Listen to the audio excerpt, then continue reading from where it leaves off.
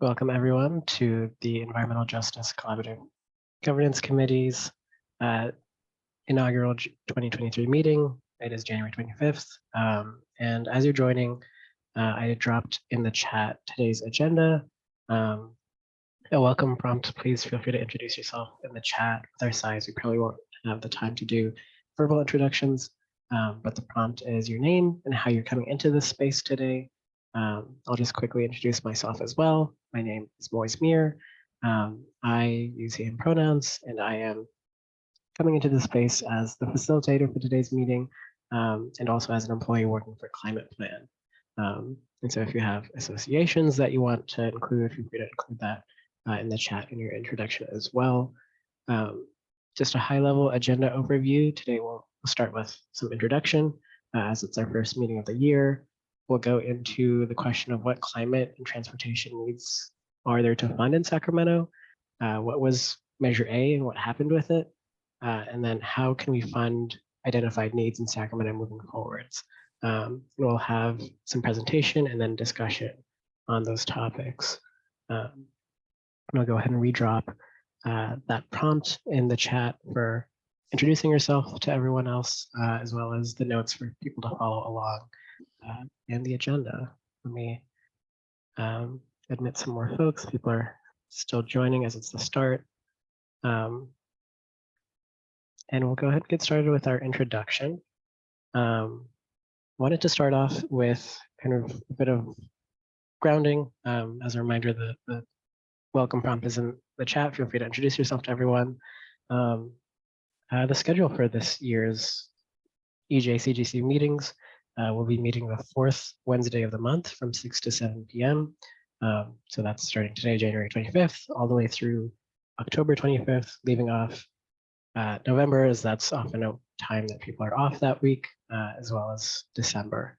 A little bit of scope in terms of what is the EJCGC, this mouthful of an acronym, the Environmental Justice Collaborative Governance Committee in Sacramento.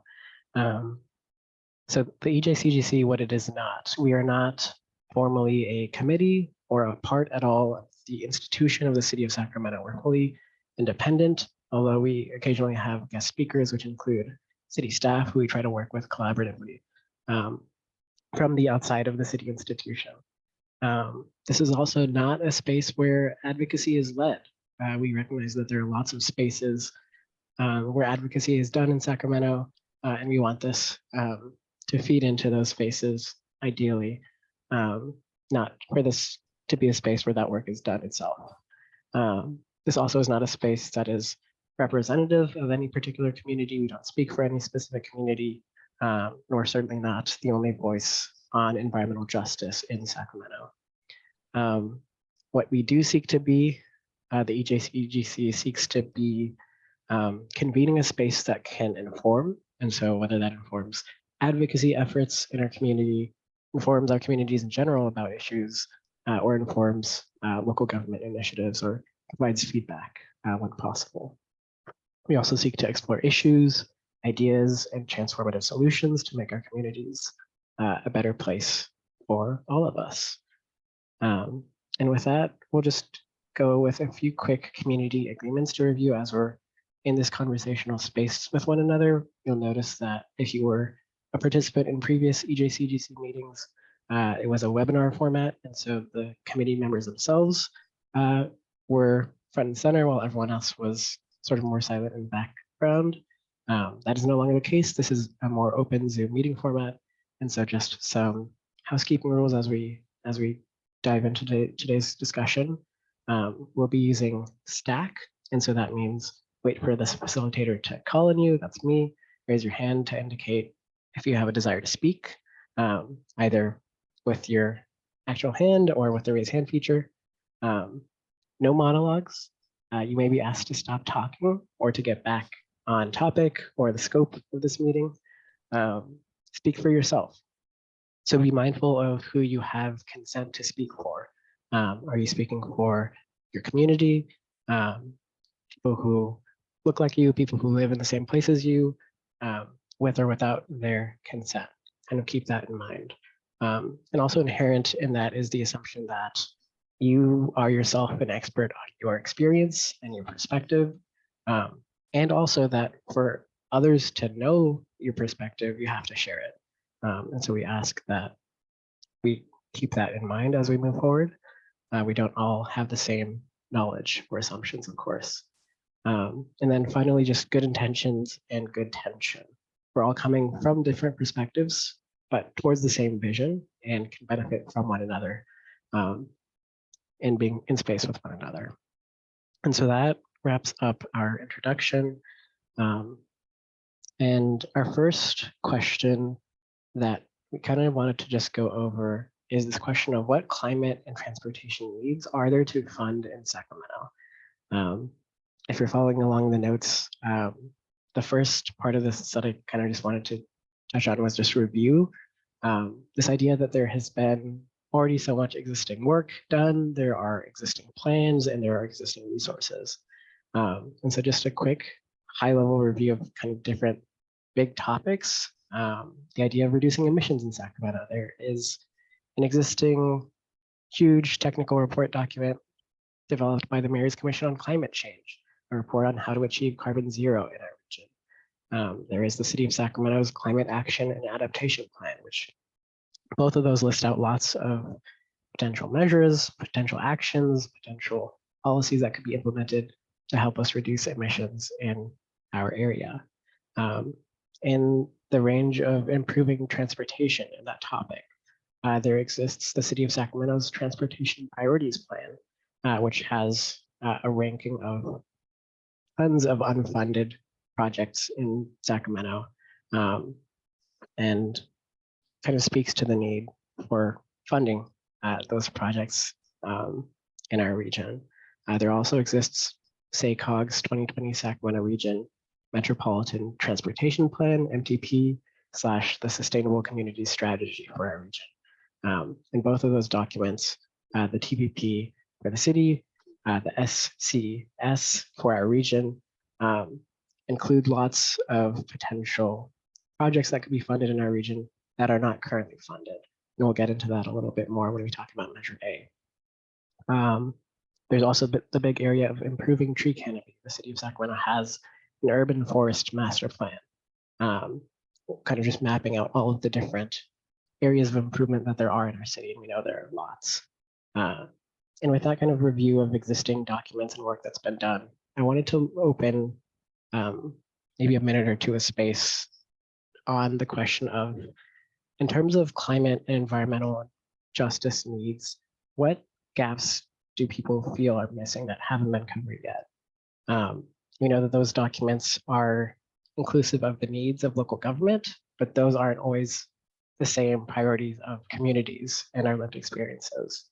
So I wanted to pause there for a second to see if there were huge gaps or other huge areas that people can think of that need to be funded in terms of climate and environmental justice in Sacramento.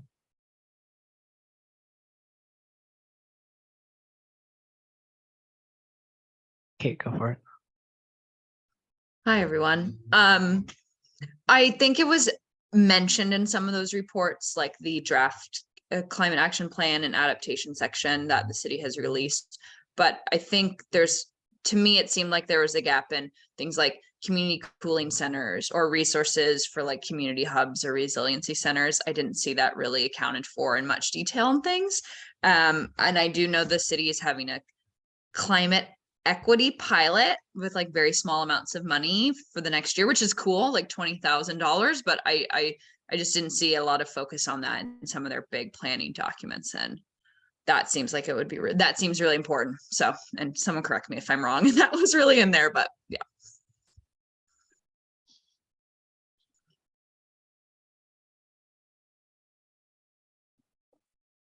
Thanks, Kate. There was a question in the chat on the scope, but I'll just say maybe the City of Sacramento and spheres of influence for now. Stephen.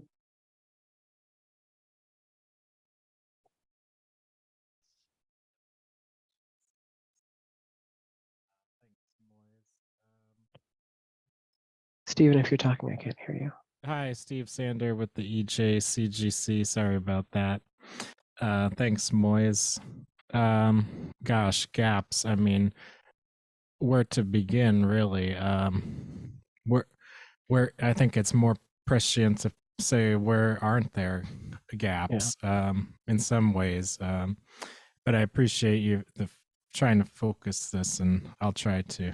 I mean, do we have a public transit system that works for disadvantaged communities? I would say, probably by all measures, not so much.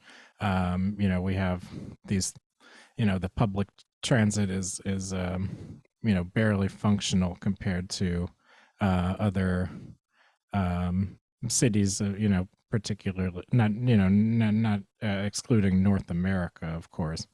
But just things like that. I mean, are we achieving objectives? I would say, probably not, by all measures. There's still a lot of work to be done. There's currently, I think it's fair to say, not enough of a focus on disadvantaged communities when it comes to climate and transportation. That should be at the center of the discussion, because obviously those communities will be most severely impacted by climate change efforts. And then when they came to our meeting, folks from the city, they talked about, putting in equity guardrails.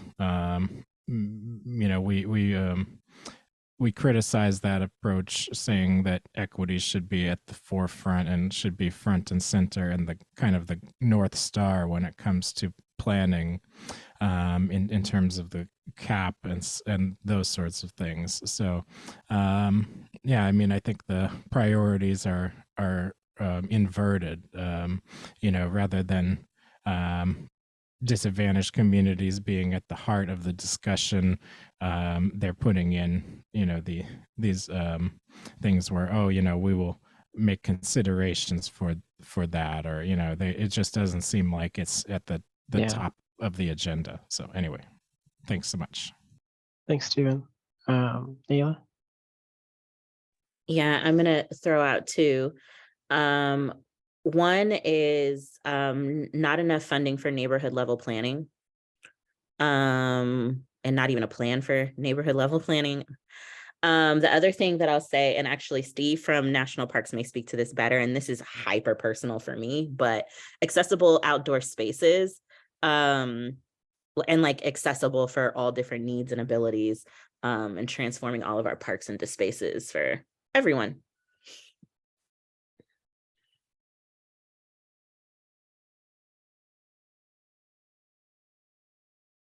Definitely. Any others before we move on? Kate, I know you talked about resilience hubs. I'll just add in, especially prescient with the current or recent weather conditions, maybe flood prevention, flood kind of response. Adrian? Thanks. I was thinking about that there are a lot of like air quality monitoring efforts that are happening all around that are led by local government, by CBOs, by others, by community members. You could buy a purple air if you want and put it up, but there isn't really like a good way to do anything about like all that stuff that folks are finding at a hyper local block by block level. So it just seems like, hey, there's a ton of data coming out, and there's going to be about, the city of Sac just started that program where they're giving out 100 monitors as well. There's a ton of data now. There's going to be more. What are we going to do about it? That seems like a gap. Good flag. Yeah, there's lots of efforts for monitoring, but where is the action? Stephen, and then Megan. Yeah, I haven't read all the plans, but one of the things I'm most interested in is like multi-benefit projects that really increase the vitality of places so that people are encouraged to kind of stay local and enjoy the places where they are. And I think the city, around the country, we see all these slow and active street projects that have stayed after COVID. And instead of keeping ours going, we've shut them down. And that's something could be really inexpensive and have a huge impact. So things like that, and then outdoor dining. I know the city is doing the grants for alfresco dining, which is great. So I think those are really key. And then investing in trying to get more resources to the community groups that are doing great things like Tree Foundation and groups that are working on community gardens and creating green spaces that are stewarded by the community members is something that isn't probably reflected in most of these plans.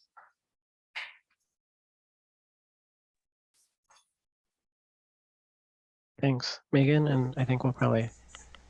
One thing I wanted to say it struck a nerve with me was air monitors. There's air monitors, and then there's high-tech air monitors. And South Sacramento does not have one single high-tech air monitor that can tell you all the components of the stuff that's in the air so that you can identify where it's coming from. And that's, you have to have the data before you can do something about what's causing the problem. And so there has to be a high-tech air monitor in South Sacramento. And I think there needs to be a push to get one down there so that we can better understand what is causing the problems. Yeah, in particular, I know there's been lots of action and conversation around having a regulatory monitor or a federal monitor there. Kathy, and I think it'll probably be our last one before. Thanks, Mose. I'll make it pretty quick. I think most of you guys know about State Cog's 1,000 mile, the regional trail network. And it's great, to have these open spaces protected. It's just, I feel like there's an aspect missing from it. I just think that, a person of color, I know people who have ADA disabilities. And so it's just, there's a lack of how to get, disadvantaged communities out to these trails. Are they accessible to those folks, and if there are plans for that? And I think there's a lack in that.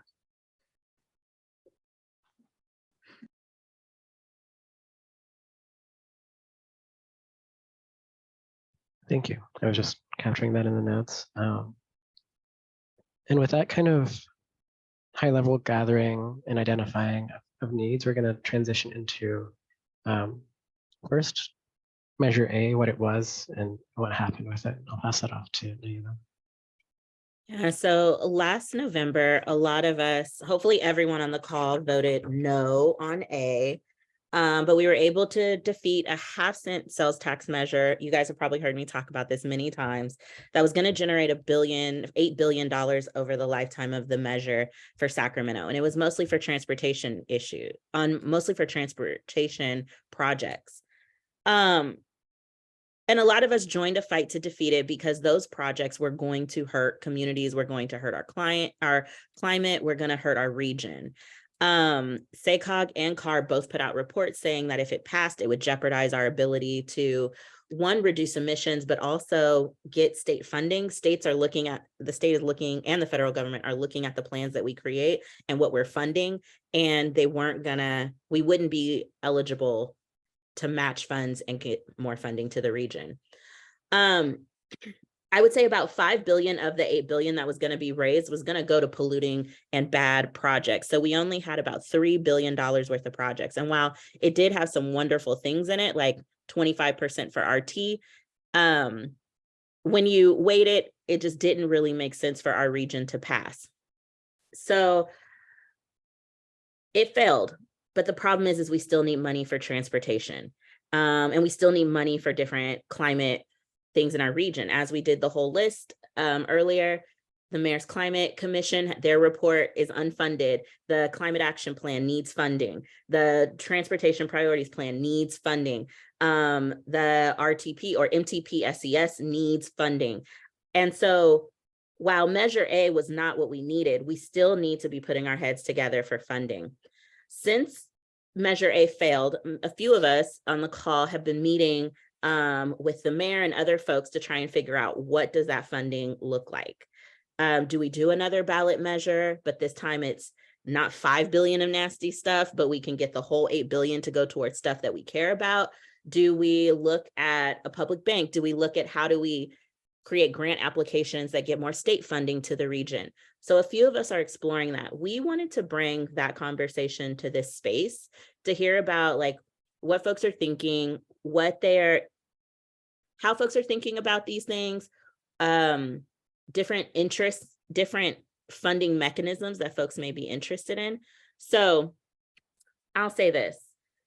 None of us are, the city is going to do what the city wants to do, and we can advocate to push them in the right direction, or in the direction that we want.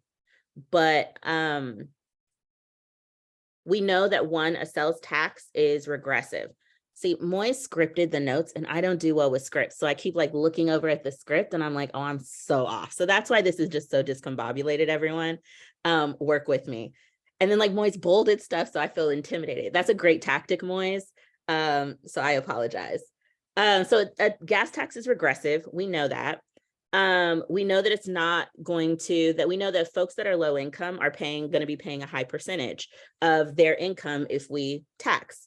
So SAC Climate Coalition is going to give us a presentation on some research that they've done around different types of funding mechanisms that are possible to fund climate projects to fund climate projects. I will say this though, I think part of what we're talking about today is to create the list, our list, something that we can take to the conversations we're having with the mayor and say, this is how the community wants to fund, our climate projects. These are our priorities.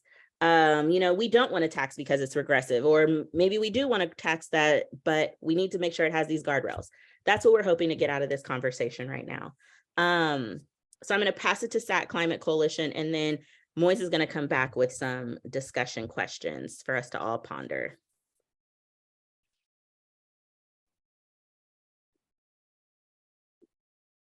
Okay, I think Moise, we're up.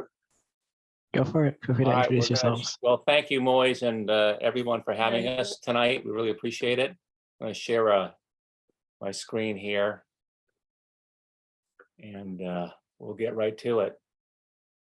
Anyway, there's 3 of us here from the Climate Coalition. Myself, Doug McPherson, and Chris Brown, and my wife, Goli Saba. We're really happy to be here to present the Climate Coalition. That we represent 36 different organizations. If you're not familiar with the Climate Coalition in the Sacramento area, and all the organizations have a common interest in saving our climate and environmental justice. Our big focus for the last few years has been on climate emergency declarations, and we were successful getting the city, the county of Sacramento, and SMUD to declare climate emergency declarations. Last year, our focus was trying to get the 3 organizations to collaborate together, and we were successful in getting them to sign an MOU on electrification. And so that's kind of the big work that we've been doing over the last few years. At the beginning of each year, we get together and we brainstorm what is the things that we want to work on for that coming year. And last year at this time, when we look back at what we were doing and what the need was, funding was big. And we said, well, one of our planks we wanted to do was try to identify ways that we could fund the climate work that's necessary to get our area, our communities here to zero carbon emissions by 2030. And so the stuff that we're going to present to you tonight came out of that work that we were doing.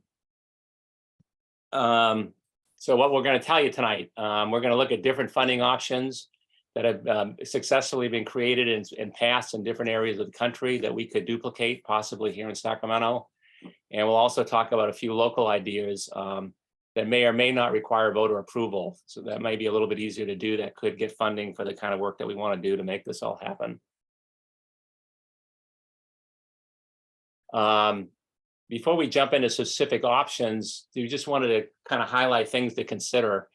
There's lots of different funding sources out there, lots of different mechanisms for getting funding. So you really want to look at each one for its own merit. And we feel that if we really should be ranking these options to make sure that we choose the right ones to work on. There's limited, we have limited resources. We can't work on everything. So we want to choose the right ones to work on. But things you might want to consider when we rank these different options would be how much funding is available. Does the option, could it provide billions of dollars like Measure A? or would it provide millions of dollars, something significantly less? How much work would it take to get this thing done? Could it be a citizen initiative versus something that the electeds place on the ballot, and that could determine the amount of work that needs to be done? If we did do a ballot, something that requires voting, is it a simple majority or would it require 2/3 majority? Obviously, if it was a simple majority, it would be easier to get it passed. How can the funds be used? Are there restrictions or are there no restrictions to the funding for that mechanism? What would the message for that funding source resonate with the electorate if it is placed on the ballot? Would it be something that the electorate could wrap their minds around and say, yes, we want to vote for this? And then finally, as Naila said, a lot of these can be regressive. These funding mechanisms can be regressive in terms of having a bigger hit on people with less income than people with more income. So again, it's something to think about. So just some things to consider as we look at each one of these funding mechanisms. I'm going to turn it over to Goli now, and she's going to talk about a couple of different mechanisms, one a public bank and the other a tax use tax option. All right, thanks, Doug. So basically, imagine if the interest on the hundreds of millions of dollars in long-term debt that our city pays every year to Wall Street banks instead could come back to a public bank of Sacramento to be used based on our community's priorities. Well, this is what the public banking movement is doing all over California, as well as throughout the country. An example of it is, you see this big shiny building up there. That's the Bank of North Dakota. That's the only example we have right now in the US, and it's been around for 100 years. And its return on investment is huge, is 15%. And it's been shown in a Wall Street Journal article to actually be better than Goldman Sachs and other agencies. And for an example, in Oakland, they paid $63 million on their long-term debt. So that money is just going to shareholders of whatever Wall Street bank, and they are working as part of the East Bay Public Bank, and they could potentially get that money back and spend it every year on local things. This will take a little bit longer than, say, something like a Measure A style thing. The initial cost of it, based on what we've been learning, because we've become the 10th member of the California Public Banking Alliance, who are amazing people that are helping us go forward. And they say that the initial business plan would be about $200,000. The total cost to get the bank started, and pay the different folks would be about $2 million. Let's go on to the next slide, please. And you folks who are into environmental justice and caring about our community, you can see the difference and why you would not want to really depend on the banking system that we have currently, the private banking system, because they just go for the worst things because they tend to pay the most. Next slide, please. So that's public banking. The next one, this is something that's recently been done in Portland, and instead of being a tax on everybody, it's a business license surcharge. It's like 1%, and it's not charged on all businesses. It's charged on big businesses that get at least $1 billion in annual revenue and $500,000 in local revenue.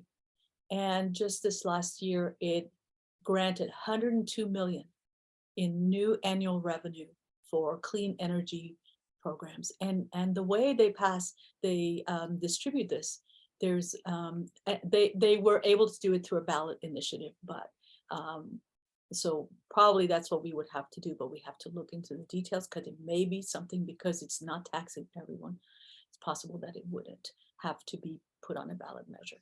But the key thing about it is that the money is spent with attention to folks who have traditionally not received, communities of color, to receive, and different organizations that have traditionally not received benefits. And this would be used for projects that would be like green infrastructure and things that people would need to get, electrification and such. And the jobs also, they are earmarked specifically for groups that are typically underrepresented, women, minorities. And yeah, and I'm going to pass now next to Chris. Yeah, and right before we pass it, Chris, I just want to say something real quick, Doug, here on the public bank. We do have a team, the Climate Coalition. This was one of our planks we picked last year to work on a public bank, and we have been in talks already with the treasurer of the city of Sacramento, as well as the bank manager of the city of Sacramento. They're very, very interested. Katie Valenzuela, the councilwoman, is very, very interested in the public bank. And if you would be interested in helping out our team, just throw your name in the chat. We'd be happy to contact you and get some more help. All right, we'll throw it over to Chris now. Yeah, I'm going to talk to you a little bit about some of the tax options and one non-tax option. So we don't, sales tax, which I will talk about in just a second, and which Naila already covered a bit, so I'll only just touch on it lightly, but it's not the only type of tax out there. And as Naila mentioned, that's a more regressive tax because as a proportion of income, typically the lower your income is, the higher sales tax is. You can design a tax, though, that is progressive, where people who make more pay more. And this is, one of the oldest examples of funding for climate action is in Boulder, Colorado. It was voter approved. It was passed back in 2006, and it's been extended twice more. And it's now become institutionalized with funds an entire program where they not only use the money to invest in alternative renewable energy sources, but they also use it to fund basically new efficiency measures and electric equipment for people's homes and businesses as well. The lowest fee or tax is for the residential customers, which is around $60 a year. The commercial customers pay a little bit under $500 a year, and industrial customers pay more than $1,500 a year. So you can see how it's graduated, but based on the type of customer you are, and there are exemptions for low-income communities. Next slide. So what another type of tax, very similar, but proportional, instead of like set amounts per customer type, but every customer in Albany pays a utility user tax. We also have them here. I don't know what the current rates are in Sacramento, but what they tried to do in Albany was focus on natural gas to really give an incentive to people to switch from natural gas to electric. It turned out that because PG provides both their electric and their gas, that they said, we won't do that. You have to charge this tax to both the electricity and the gas customers.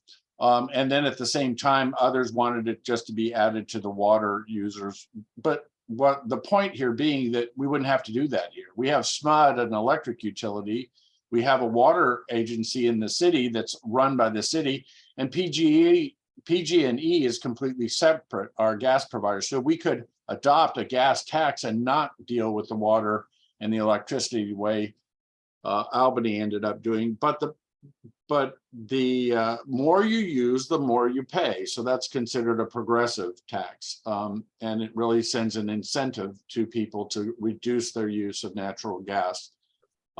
It also uses existing programs that PG&E keeps records on people who are low income. There's all sorts of programs. It's not just for utility use, but there's assistance with housing, there's WIC programs, there's lots of different databases in the state for people who qualify based on their income for different sources of help. They use all of those, and everybody who's on any one of those programs, including Medicare and Medi-Cal, is exempt from paying this tax. Next slide. So Naila talked about this a little bit already, so I'm not going to spend a lot of time on this. The real question's in front of us now because the mayor's environmental roundtable, the group that Naila was talking about, has sort of shifted from this broader discussion that we're having tonight about how should we fund climate work to sort of some more the mayor had RTA and SAC-RT and SACOG come in and talk to the group. They're really looking for funding that, as Nayla pointed out, basically went down the tubes with the funding for the Southeast Connector. When we turned down that tax, we turned down $5 billion to the developers, but we also turned down things that we really need, like more rapid bus transit and more active transportation measures that would reduce greenhouse gases. But with an 8.5 billion possibly, generating that much income, maybe we could fund things like affordable housing. Maybe we can go beyond SAC-RT and SACOG and add some things in, like that are in the city's climate action plan, or since it was a county-wide tax, would be in the county's climate action plan. There's other options that are on the table in terms of what will we fund if we do a tax like this, in terms of climate and greenhouse gas emissions. And resiliency, as Kate mentioned at the very beginning. Right now, the city is, very light on resiliency. What do we do as these climate catastrophes, like the flooding we just got and the heat waves we get in the summertime? What do we do for people to help keep the worst impacts of climate from hurting those who have the least resources? So there's a lot of open questions here, but we know now, yeah, we could generate $8.5 billion from this. So this might be a good option as well. Next slide.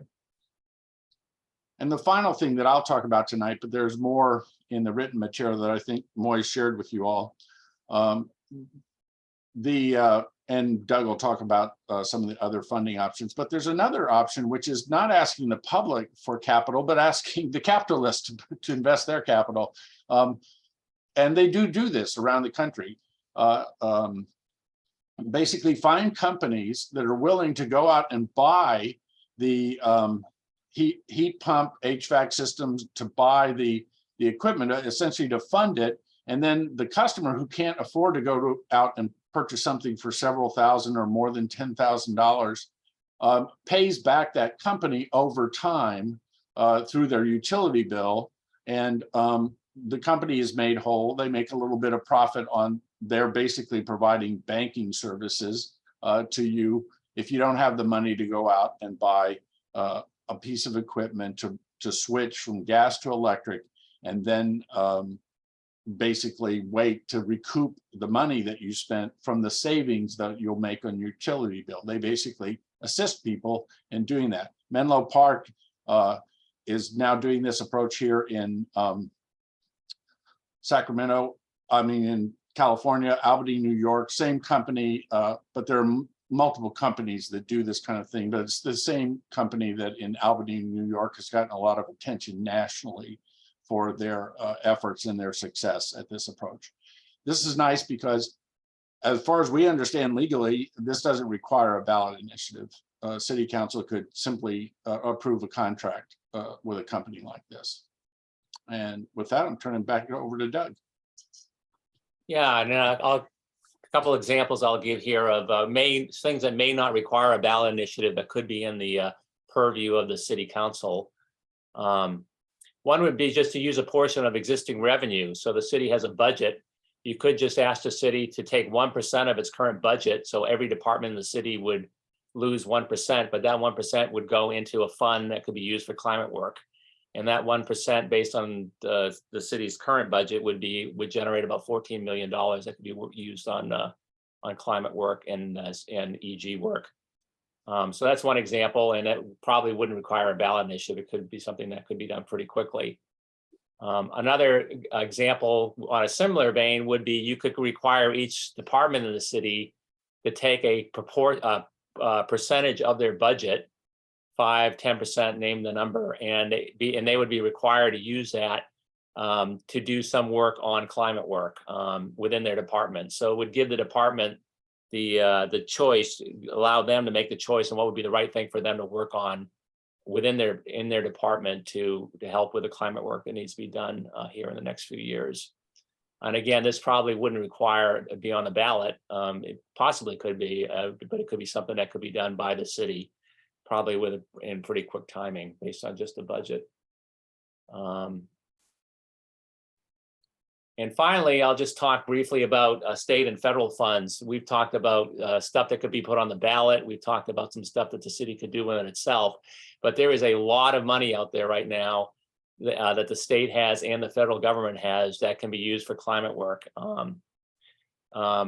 And we believe that all the agencies here and within our communities, the city, the county, SMUD, if they could create a task force and work together, they'd have a better chance of getting this money that's out there. The state currently has, I think it's $83 billion available for climate work. The federal government just passed its infrastructure bill. It's a $1 trillion bill, and that money is going to be available. And so the entities out in the country and within the state that can put a plan together and put that plan forward to the state and the federal government saying, yeah, we're ready, we have projects, we can do this work, we want our fair share. We think that that's something we should be doing here as a local community, the local Sacramento area. And again, we think it would be best placed if these agencies work together to make this happen. This money is just so important, getting the money so that we can do this work.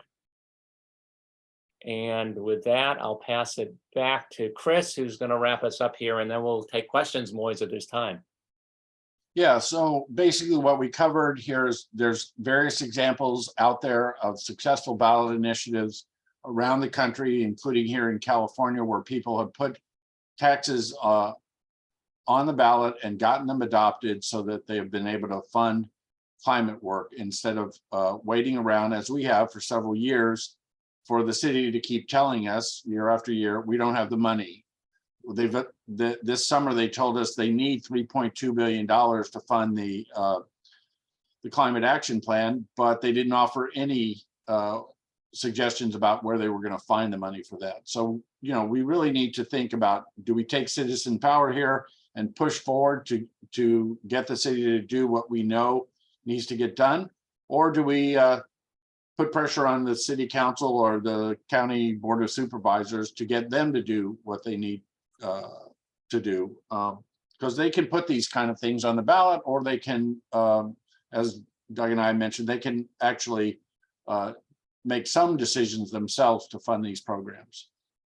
There are even more options than we covered tonight. We didn't want to be on the call for 40 minutes of presentation, but in the written materials we shared, there are other options. As we are mentioning, we should look at the money needed and rank our efforts in thinking about what we do as a community. And by that, I mean this group, along with numerous different coalitions around transportation, around climate, around environmental justice. There's lots of different folks in the community that are very concerned that we're not doing enough and we're not doing it fast enough. And we need to work with each other as a broader community to move this question forward. And with that, Moise, take it away. There we go. Thanks, Chris, Doug, and Goli, for that presentation. It's been mentioned a few times, and so I'll just kind of refer to it for everyone's reference. The notes that were put together for today's meeting, underneath the agenda, they include sort of a summary of what we planned to discuss and ended up discussing, as well as links to additional resources, including a few documents produced by the Sacramento Climate Coalition, as well as a document produced by Clean Lighting. And we'll kind of just offer those as consider it homework or supplemental materials, whatever it may be. I also know that the Environmental Council of Sacramento, on the topic of federal funding, is, I believe, concurrently holding a meeting on federal funding opportunities. So another space to look into that more. I think we'll kind of dive into question and answer and sort of get into the discussion as well. Steve, I see you have your hand up for questions, and then Cheyenne.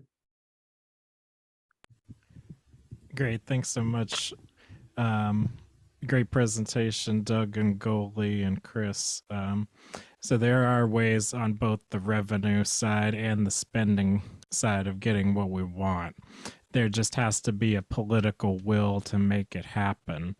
And that's why I think it's so crucial that Measure A opponents don't disband, but instead build on this victory and make it really like a virtuous cycle where we build one another up and work towards something really transformative. And there were some great solutions offered in that presentation.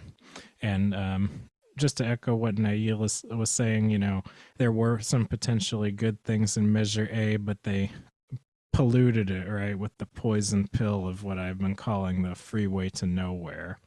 And I say, you know, let's, you know, we can rip out all of the bad stuff and float it again and basically call the proponents out on it, say, are you still for this, or was this really about just doing the bad stuff and trying to sweep it under the rug with some potentially good things and so on. And so before, and on the revenue side, you know, I'm not in favor of sales tax either. You know, it is regressive and will hit low income communities first.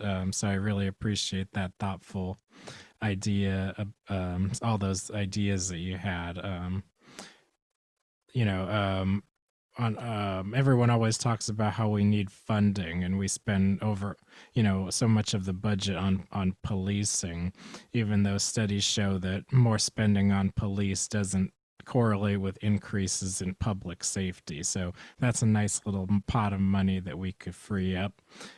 Budget is $250 million or so. We could take half of that, just saying, and it would be a nice little chunk of change to have for climate. And then yes, public bank is a good idea, but you know, it's probably not sufficient as but definitely part of the solution.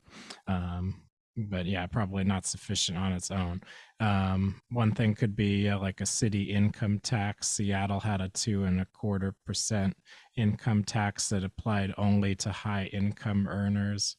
And then also one of the core concepts here is the polluter pays principle, like taxing the emitter's profits, taxing car dealership profits, taxing the large stationary sources of pollution, including carbon pollution, and then also grants, of course. I think that was mentioned.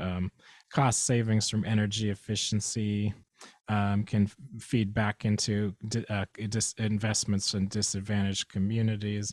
And then I like that idea of a climate sort of sequestration. I think we should go into the department budgets with the scalpel, though, not a cleaver. No X% across the board mandate, but really getting into the weeds and seeing how each department can rededicate themselves to combating the climate emergency. Thanks, so those Steve. are just some I'm gonna- ideas there. Yeah, I'll let others chime in. Yeah, I'm also going to frame this sort of discussion as we move into it, and I put in the chat. Thanks for bringing up those other funding mechanisms that weren't discussed already. And we also wanted to just name that, of course, climate funding has so many intersections with other areas. I don't think it's been mentioned yet, but public health and that interface as well. But the discussion question for kind of framing this conversation will be kind of what funding mechanisms seem most promising and worth pursuing. We want to make sure that out of this conversation, we're not just talking about things, but also talking about how we move them forwards. As I mentioned, this space, specifically the EJCGC, not being the space to move them forward in. But before we close, do want to bring up what other spaces people can participate in, and we'll leave some time and space for people to plug what other spaces there are to keep this conversation moving forward. But I believe it was Cheyenne, Lori, and then Adrienne. Thanks, Moise. Can you hear me? Yeah. Okay. Yes. So a possible funding source, and it's funny because Moise and I were talking about this morning, but I work for DTSC, the Department of Toxic Substance Control. And Cal EPA has a supplemental environmental projects program. And we call it SEP for short, but basically how it works is that if you're a facility or a business and you cause harm to the environment and you're fined a violation of a penalty of some sort, the facility can opt to pay half of the penalty to the DTSC or water board, whomever, and then the other half would go back to the community into a SEP project. And these SEP projects can vary from like cleaning up a nail salon because there's hazardous waste, or something that deals with water, climate. It's pretty broad. Each department has its own requirements for it. But the reason I'm bringing it up is because a lot of people don't know about the SEP, and then they don't also apply for it. And so there's not a lot of SEP project proposals that DTSC in particular, I can't speak on all the other BDOs, has available. And the thing about these SEP projects is that if the violation occurred in Sacramento, we would like the money to stay in Sacramento and go back to the community in Sacramento. And so what gets tricky is that this SEP proposal project, it's for all of California. So it's really hard to get really specific locations.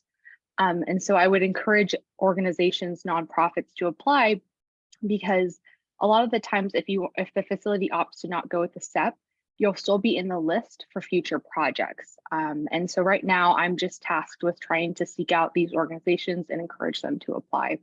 And so I don't know how sustainable the funding is, but it's half of whatever the penalty is. So if the penalty is 100,000, it's 50,000.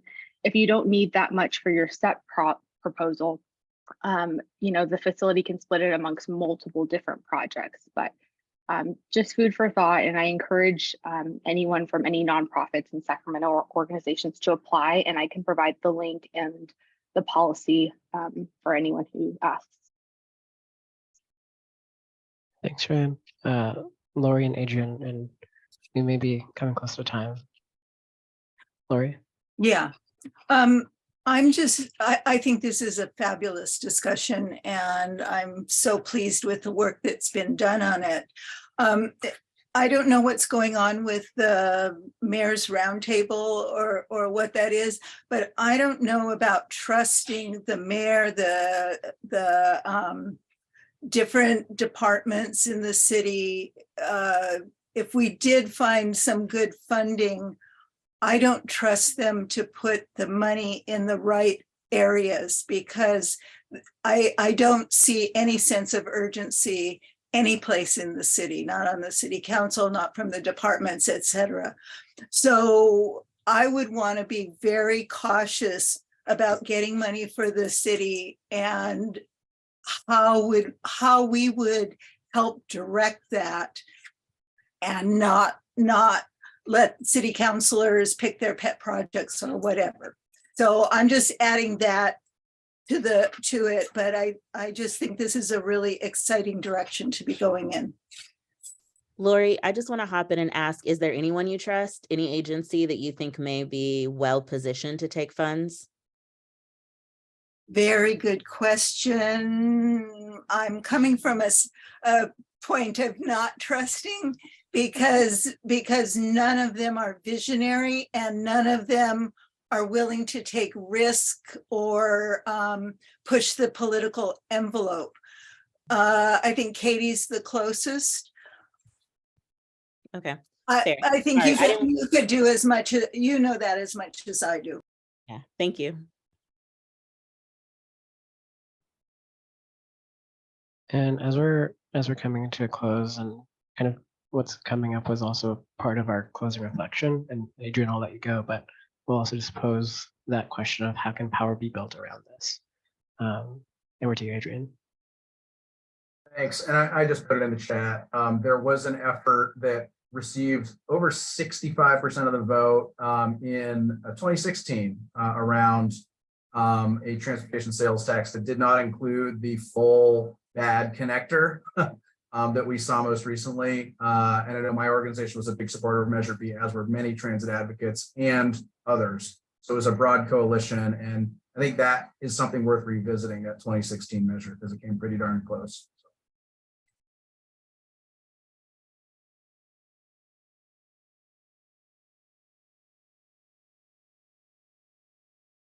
Okay.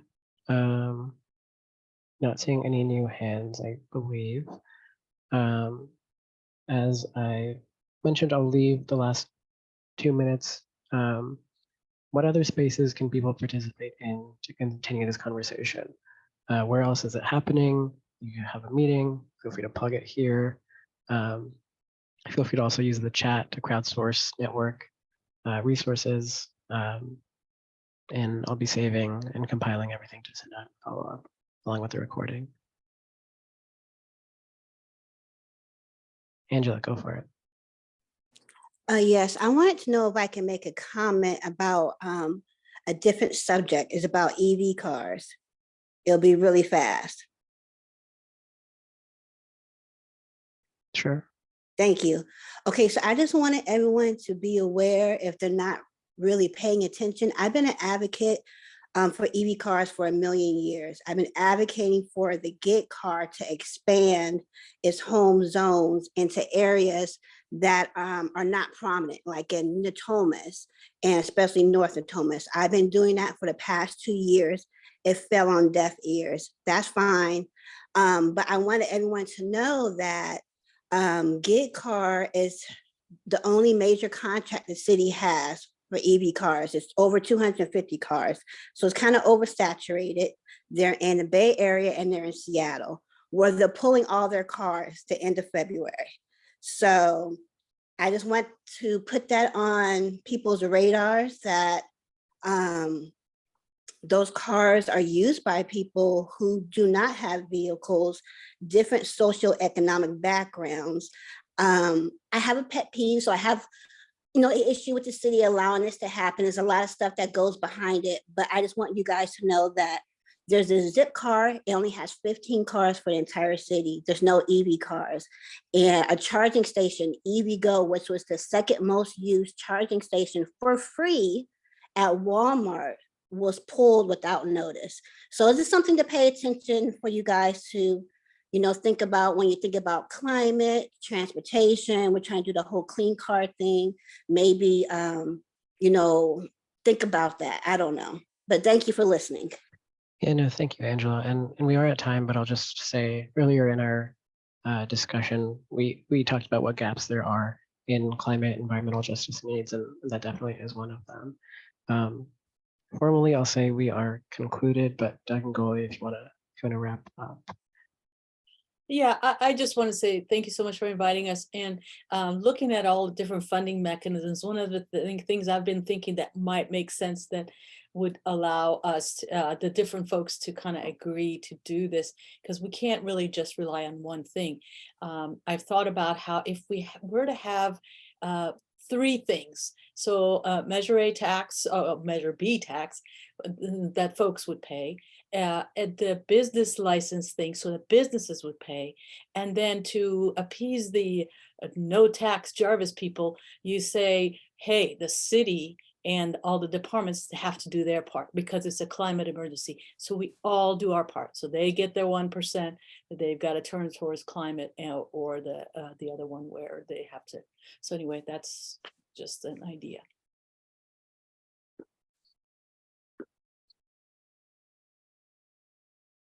Okay, with that, we are done with our meeting right at 7:01. Thanks all for joining. And yeah, if you have things that you want shared, feel free to drop them in the chat. I'll share them out. Now there was an email I got right before this that I wasn't able to include, and I'll include that in the follow-up. Thanks so much, Moise.